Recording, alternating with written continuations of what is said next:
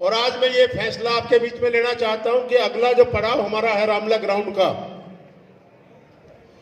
Ramlala ground के आंदोलन के बगैर ना आपको अरेंजमेंट मिलेगी और ना आपको ओबीसी बचेगा। आपका ओबीसी भी छीनने जा रही है, खास तौर पर अहीर, गुर्जर, जाट, सैनी, कुर्मी सबको लाके 5% में सीमित करने जा रहे हैं आप लोगों को। क्रीमी लेयर को बढ़ा नहीं रहे। बच्चे ये अगर ओबीसी के आते हैं नौकरी के लिए, इनको तंग करते हैं, फेल करने की कोशिश करते हैं। ये टीचर जो बच्चे आए थे अभी इन्होंने बताया आपके सामने, इनको नौकरी से पहले इतना मायूस कर देते हैं तोड़ के इनको कि आगे बढ़ ना पाए, काम ना कर पाए। एक एक मिनट की ज्वाइनिंग होती है, जो ज्वाइनिंग पहले करेगा उसकी प्रमोशन में पहले नंबर मिलेगा। ओबीसी के लोगों के साथ दुर्व्यवहार होता है। तो साथियों, आप यहां सब आए, बारिश का मौसम पड़ रहा था, कार्यक्रम हमने स्थगित करने की कोशिश कर दी थी, बीच में बंद कर दिया था। माननीय मुलायम सिंह जी की तबीयत खराब होने के कारण 2 दिन से हमने फैसला लिया कि हमने अगर ये शुरू किया तो इसको आगे बढ़ाएं। और 2 दिन के अंदर आप लोगों ने जो यहां आकर पूरा हॉल को भर के जो ताकत दिखाई है, मैं आपको यही कहूंगा कि एक कमेटी हम बनाएंगे। सब लोग, जो लोग मंच पे आए हैं हमारे, जो यहां पे आए हैं आज, और अगला फैसला वो कमेटी लेगी कि हमने रामलला ग्राउंड के अंदर कब बड़ा एक रैली करके और हम ये संकल्प लेकर वहां बैठ जाएंगे कि जब तक हमारे नौजवान बच्चों के कंधे पर अरेंजमेंट ना लिखी जाए तब तक वहां से उठेंगे नहीं हम। स्वीकार है? देख लो, स्वीकार कर रहे हो उसको। और रामलला ग्राउंड के अंदर कम से कम 10 लाख आदमी हम बैठेंगे, पूरे देश से आके हम लोग ये, और सब लोग हम मिलके उसका, दिल्ली के जितने मेरे साथी हैं उनकी देखरेख करेंगे। आप शिक्षा ले लो किसान से, चाहे उनको आज तक कुछ मिला नहीं है बेचारों को। सरकार ने वादा किया, सरकार ने झुकना पड़ा। आपको यह भी याद होगा, एक जाति सूचक शब्द के बारे में सुप्रीम कोर्ट की 5 जजों ने एक फैसला लिया कि जब तक इंक्वायरी करके, एफआईआर लॉन्च होने के बाद इंक्वायरी करके सच्चाई सामने नहीं आती तब तक वो गिरफ्तारी नहीं होगी। वो लोग आंदोलन करके सड़कों पे आए और पार्लियामेंट का विशेष सत्र बुलाकर उसको दोबारा वही पोजीशन जो थी पहले वही करनी पड़ी। तो उनसे शिक्षा लो, आप लोग उनसे शिक्षा लो। तुम तो उनसे तादाद में ज्यादा हो, हम पूरे देश में 20%, 22% लोग हैं, तो हम अपना अधिकार नहीं ले सकते? ओबीसी तो 52% है पूरे देश में, सबसे ज्यादा मार ओबीसी पे पड़ रही है। तो आज हमारा ये संकल्प है, हाथ उठा के कहो आप लोग, अगर आप कहते हो तो फैसला लूंगा भाई। ये अकेले जगदीश यादव की आन बान शान की लड़ाई नहीं है,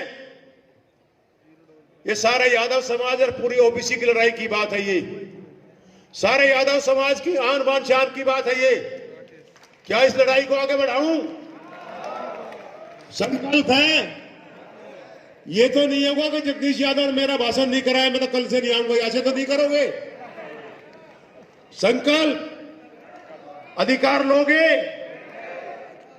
मैं आपकी बात को आगे बढ़ाते हुए, हम लोकसभा चुनाव से पहले हमारा फैसला होगा 23 में ये, और 18 नवंबर शहीदी दिवस, रिजांगला दिवस की बात है। और वो रिजांगला दिवस के जिस दिन, दिवाली के दिन, आपके वीर अहीर कुमाऊं रेजिमेंट के अंदर 120 सैनिक, जिनमें 114 वीर अहीर थे, सामने 3000 सैनिक चाइना के खड़े थे, हमारे आर्मी के चीफ साहब ने ऑर्डर किया कि आप लड़ने में सक्षम नहीं हैं, आप पीछे हट जाइए। हमारे वीरों ने कहा कि वीर अहीर जब आगे कदम बढ़ा लेता तो पीछे नहीं हटता। और मेजर शैतान सिंह भाटी जब नेतृत्व कर रहे थे उनको कहा, मेजर साहब अगर हम शहीद हुए सैनिक आपसे वादा करते हैं किसी की पीठ में गोली नहीं मिलेगी, सबके सीने में गोली मिलेगी। और उस कुमाऊं रेजिमेंट ने 3000 सैनिकों, सामने चाइना के सैनिक थे जो रजांगला में 2000 सैनिकों को मार गिरा दिया था। और चाइना की आर्मी के अंदर बगावत आ गई थी, तब जाकर ये शांति समझौते के नाम से इस देश की आन शान बची थी। और जब एक गाना लिखा गया ना लता मंगेशकर जी का कि ए मेरे वतन के लोगों जरा आंख में भर लो पानी, जो शहीद हुए उनकी जरा याद करो कुर्बानी, कोई सिख कोई मराठा सबका नाम ले दिया लेकिन यादव का नाम कहीं नहीं आया। ये हमारे साथ अन्याय होता है। ये पत्रकार बंधु खड़े हैं, जब इस देश की आजादी हुई अंग्रेजों से हम भिड़े, 1957 के नायक, पहली तलवार की झंकार अगर किसी ने उठाई थी देश के अंदर तो तलवार की आवाज अंग्रेजों के कान में शहीद राव तुलाराम जी की तलवार उठी थी। और उसके बाद सबको रेजिमेंट मिल गई। आज आपका चाइना, आज आपका कश्मीर के अंदर 376 आपकी हट सकती है, तो अही रेजिमेंट क्यों नहीं बन सकती? हम तो वहां देश की आन बान शान की लड़ाई के लिए जा रहे हैं। जब हाजी पीर चौकी की बात थी, 1965 का पाकिस्तान का युद्ध था, उस चौकी पे कब्जा नहीं टूट रहा था, सारी बटालियन जाके वापस आ गई थी। जब आके वो हीर वीर भेजे गए, कब्जा तुड़वाया, सारे पठानियों को बंदी बना कर ले आए थे। तो आज हमारी मांग है कि हमें अही रेजिमेंट मिलनी चाहिए। हमारी दूसरी मांग ओबीसी की है। हमारे साथ ओबीसी के बच्चों के साथ खिलवाड़ नहीं होना चाहिए।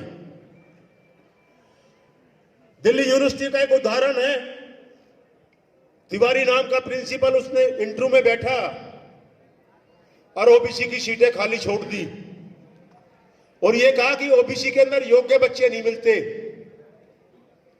हमारे ऐसे ऐसे बच्चे योग्य, यूपीएससी का मैं कार्यक्रम करता हूं हर साल, वो बच्चे बताते हैं कि अंकल हम एग्जाम में तो मेरिट में आते हैं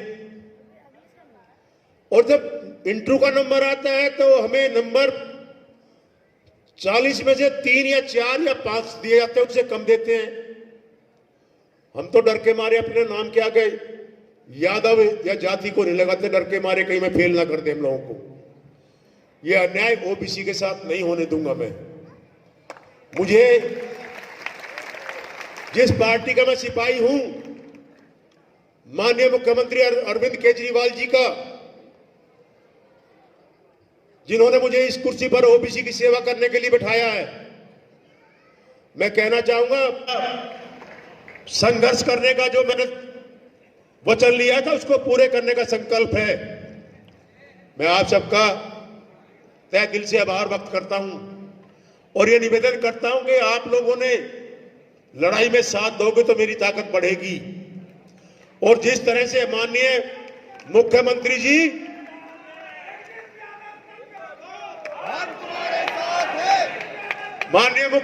जी ओबीसी के एक एक बच्चे की सेवा करना चाहते हैं।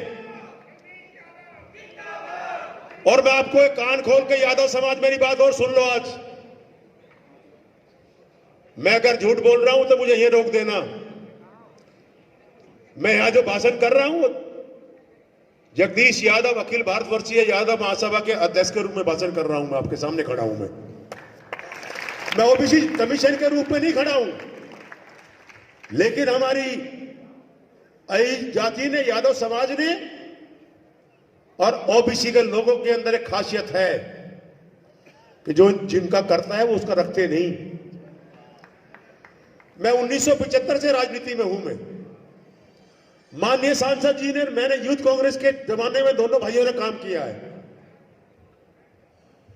और आज आम आदमी पार्टी के अंदर भी ये कहावत है कि जगदीश यादव और माननीय सांसद साहब एक भाई के रूप में, दोस्त के रूप में है। जब मैं कांग्रेस में था तो कभी 2 से तीसरा यादव एमएलए कभी नहीं बना दिल्ली की धरती पे। आज 4 एमएलए दिए हुए हमारे सीएम साहब ने आपको। 4 एमएलए है ना। बादली और नजफगढ़ के अलावा यादव कभी एमएलए नहीं बना। आज आपका विकासपुरी से भी एमएलए है, आज आपका महरौली से भी एमएलए है, और 5वां छोटा मोटा एमएलए के नजदीक खड़े होने वाला ये जगदीश यादव को बना रखा है आपके बीच में। और एक और बताऊं, माननीय सुधीर यादव जी, आईपीएस साहब, रिटायर्ड आईपीएस साहब, वो आपको मालूम नहीं, इतने बड़े कमीशन के चेयरमैन हैं, पब्लिक ग्रीवेंसेस कमीशन दिल्ली, तो सबसे बड़ा ताकतवर कमीशन है। तो जो हमें देता है, याद कर लो, जब तक तुम ये संकल्प लेके यहां से नहीं जाओगे कि जो अरेंजमेंट की बात करेगा, जो अरेंजमेंट बनवाएगा, वोट वही पाएगा। ये मेंबर ऑफ पार्लियामेंट नाम के पीछे यादव लिख के आपकी बात को, आवाज को बुलंद नहीं करते। पार्लियामेंट के अंदर जो ओबीसी के लोग हैं आपकी आवाज को बुलंद नहीं करते। जब चुनाव आता है वोट के लिए कहेंगे कि मैं ओबीसी का हूं, मैं यादव हूं। धिक्कार है ऐसे राजनीतिक लोगों को जो आपकी वोट लेकर उसका प्रयोग करके आपके अधिकार की रक्षा नहीं कर सकते। उनको वोट लेने का अधिकार भी नहीं है। और ये संकल्प आपको यहां से लेके जाना पड़ेगा। और ये संकल्प जब उनके कानों में चला जाएगा कि अरेंजमेंट की जो मांग है, जब तक अगर उसकी बात तुम नहीं करोगे तो दोबारा यादव के नाम पर वोट नहीं पाओगे। तब जाकर तुम्हारा काम होगा, तुम्हारी अरेंजमेंट बनेगी। जब ओबीसी के लोगों की ये आवाज बुलंद होकर पहुंचेगी कि जब तक वोट फिर नहीं मिलेगी ओबीसी के लोगों को, अगर आवाज बुलंद नहीं करोगे तो तुम्हारी आवाज को उठाएंगे ना, तुम्हारी आवाज को कोई उठाने वाला नहीं होगा। तो आज इस महापंचायत में आप सबने फैसला लिया है, वो फैसला मैं भी स्वीकार कर रहा हूं कि रामलीला ग्राउंड के अंदर हुकार भरेंगे। भरोगे ना? जल्दी इसकी तारीख अनाउंस करेंगे हम लोग और लग जाएंगे 23 के अंदर। और हम कोशिश करेंगे वहां। अब की बार तो मैंने बहुत ज्यादा नेताओं से बात नहीं करी। मैंने इसलिए बात नहीं करी कि जो पार्लियामेंट में आपकी आवाज नहीं उठा सकते, वो मंच पे बुलाकर उनको हम क्यों स्वागत करें उनका। सांसद साहब दोला खेड़की गए, मेरे साथ गए दोला खेड़की, और खुद कहा कि मैं पार्लियामेंट के अंदर आपकी आवाज को बुलंद करूंगा, ओबीसी की भी और अरेंजमेंट की भी। हमने सांसद साहब को आपके बीच में बुलाया, अजय भाई को भी आपके बीच में बुलाया, और अजय भाई ने मुझे कहा, बोलना तो वही चाह रहे थे, उनकी तबीयत ठीक नहीं है कुछ।